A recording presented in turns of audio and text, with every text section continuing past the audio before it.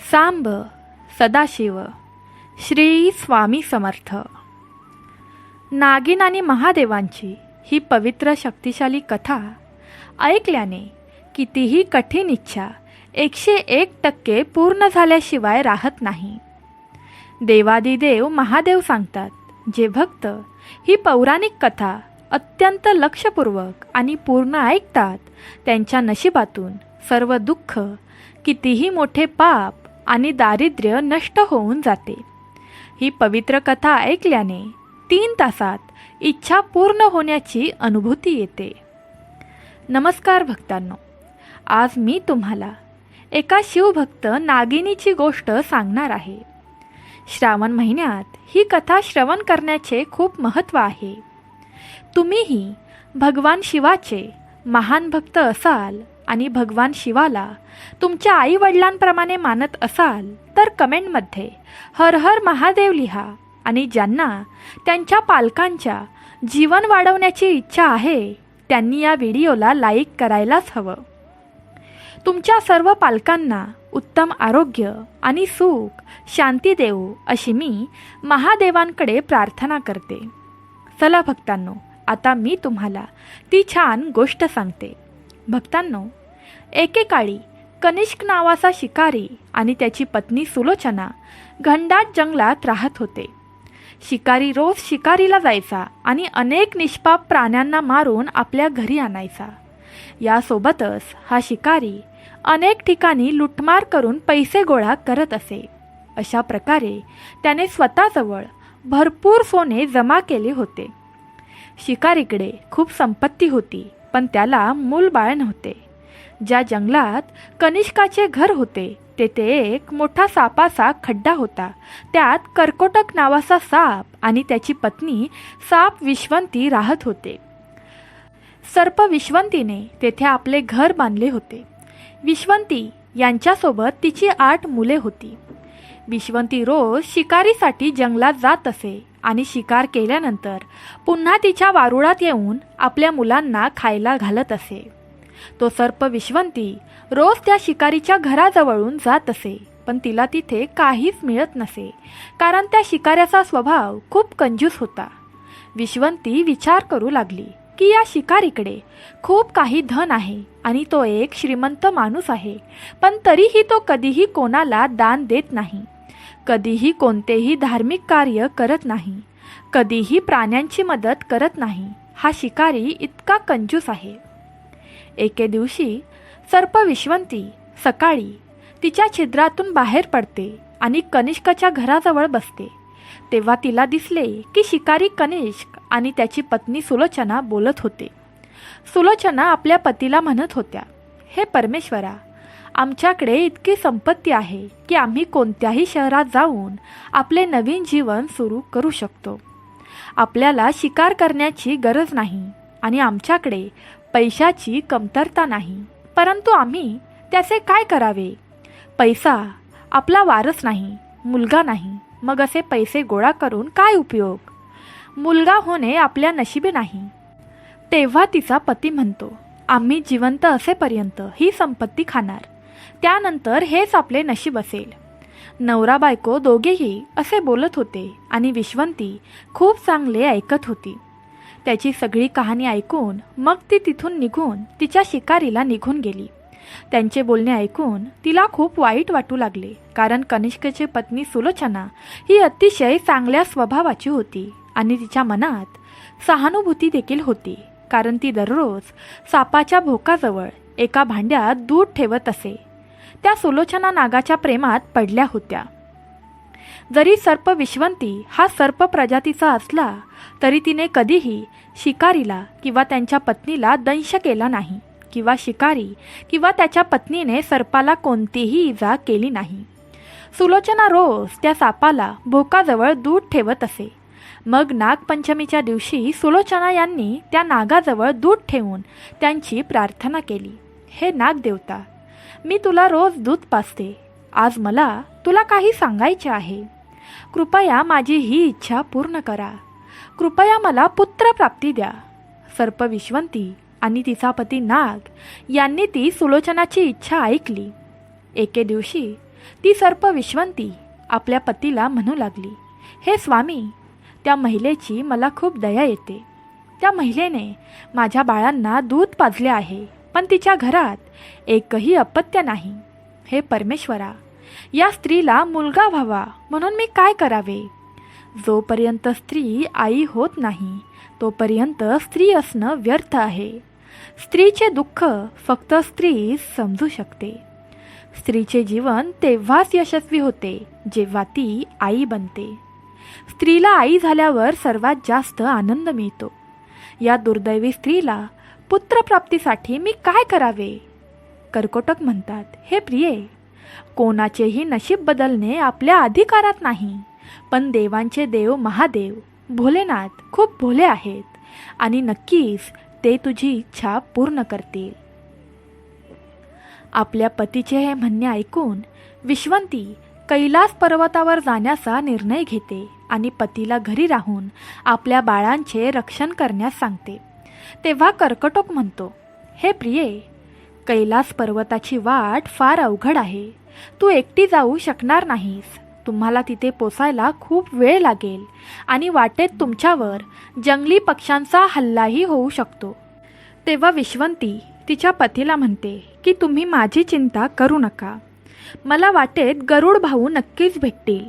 त्यांना मी विनंती करेल की मला माझ्या परमेश्वराकडे नेऊन सोडा.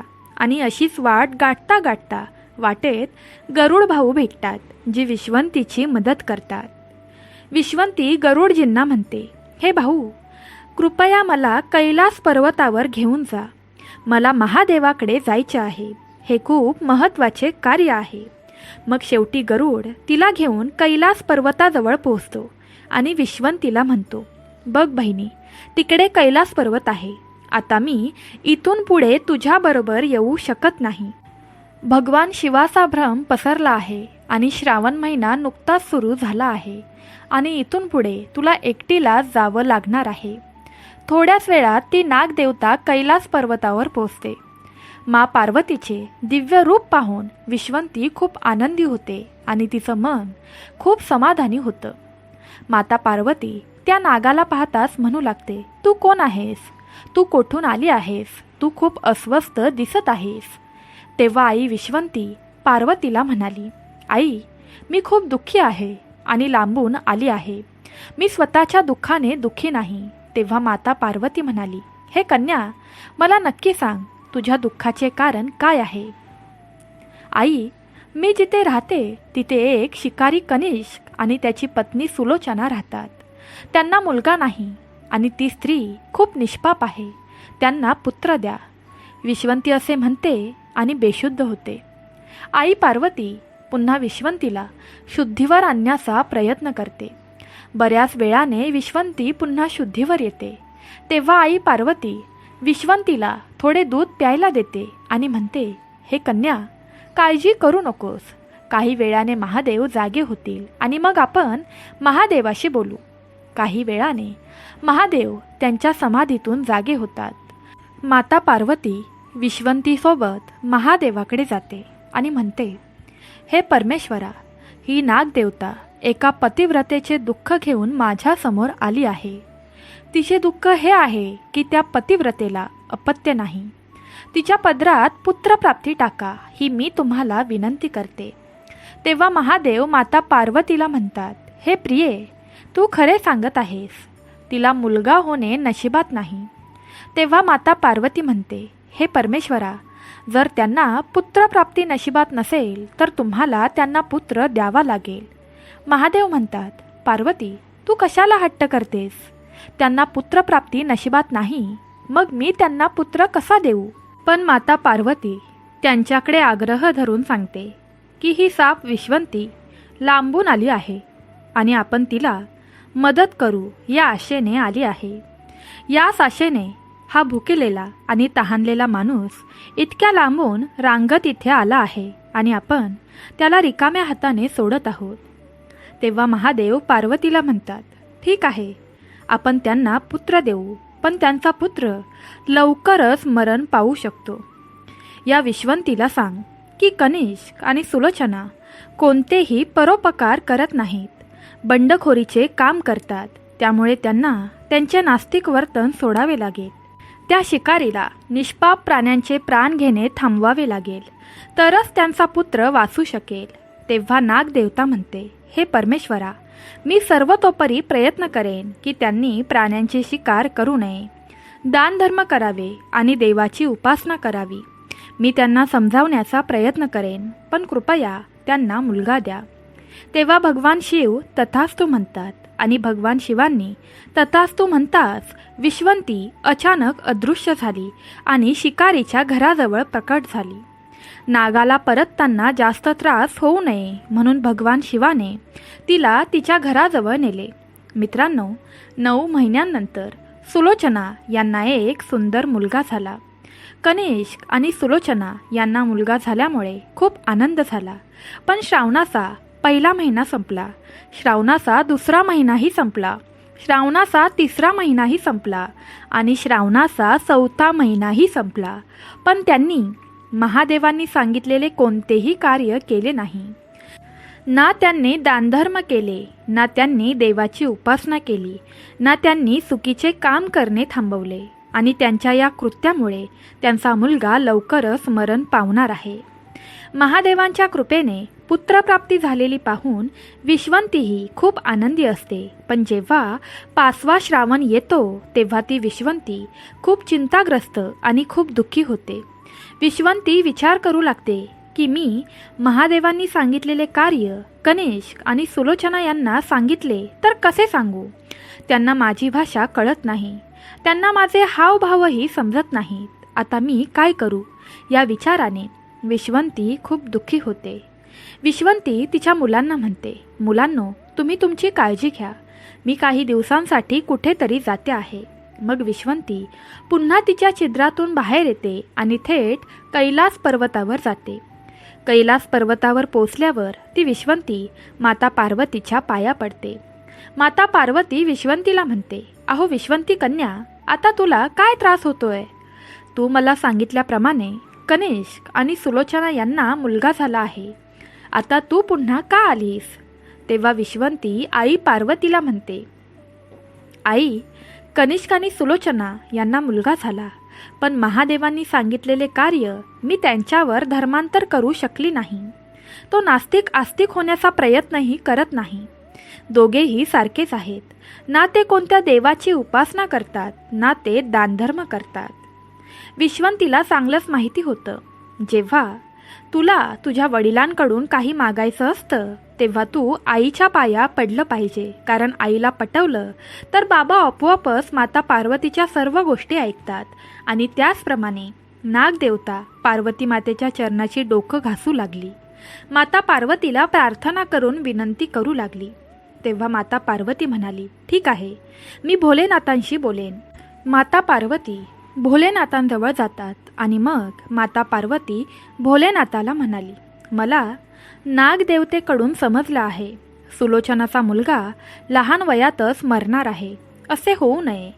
परमेश्वरा, तुम्हाला काहीतरी करावे लागेल, अन्यथा या विश्वंतीची तपश्चर्या अयशस्वी होईल. तेव्हा विश्वंतीही म्हणते, आई, मी तिला समजावण्याचा खूप प्रयत्न केला, पण त्या लोकांना माझी भाषा समजली नाही आणि माझे हावभावही समजले नाहीत. आता मी काय करू? तुम्ही आणि भोले बाबा तिथे जाऊन कनिष्क आणि सुलोचना यांना योग्य वळणावर आणले तर खूप छान होईल.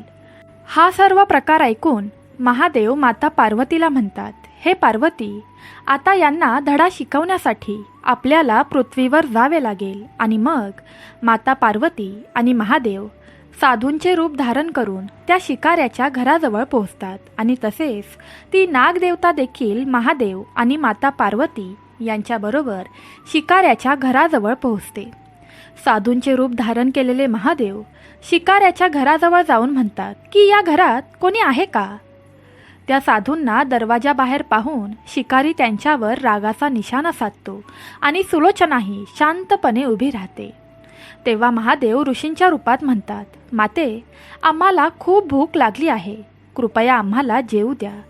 तेव्हा तो शिकारी रागारागात त्या साधूंना म्हणजेच महादेवांना म्हणतो, कृपया साधू महाराज, तुम्ही दुसरीकडे कुठेही जाऊन भिक्षा मागू शकता, पण आमच्या घरी येऊन भिक्षा मागू नका. आम्हाला तुम्हाला भिक्षा देण्यास थोडाही रस नाहीये. कृपया आमच्या दारासमोरून दुसऱ्या नगरात निघून जा. तेव्हा साधूंचे रूप धारण केलेले महादेव म्हणतात, हे शिकारी, जर तू आम्हाला अन्न दिले नाहीस तर आम्ही तुला शाप देऊ आणि तुझे संपूर्ण कुटुंब नष्ट होईल. साधूला राग येताना पाहून सुलोचना घाबरते आणि म्हणते, बाबा, आम्हाला शिव्या शाप देऊ नका. आम्ही तुम्हाला नक्कीच खाऊ घालू. मग ती ऋषींच्या वेशात असलेल्या महादेव आणि पार्वतीला आपल्या घरात घेऊन जाते आणि चांगले पदार्थ बनवते आणि त्यांना खाऊ घालते. तेव्हा तिथे सुलोचनाचा पुत्रही असतो, जो महादेवांना आणि माता पार्वतींना रोटी आणून देत असतो, मिठाई आणून देत असतो. आणि त्या पुत्राला पाहून माता पार्वती खूप आनंदी होते आणि मनात म्हणते, हा पुत्र किती सोज्वळ आहे. हे महादेवांनी दिलेलं फळ आहे आणि म्हणूनच तो इतका सुंदर आणि सोज्वळ आहे. महादेवा, कृपया या मुलाचे रक्षण करा.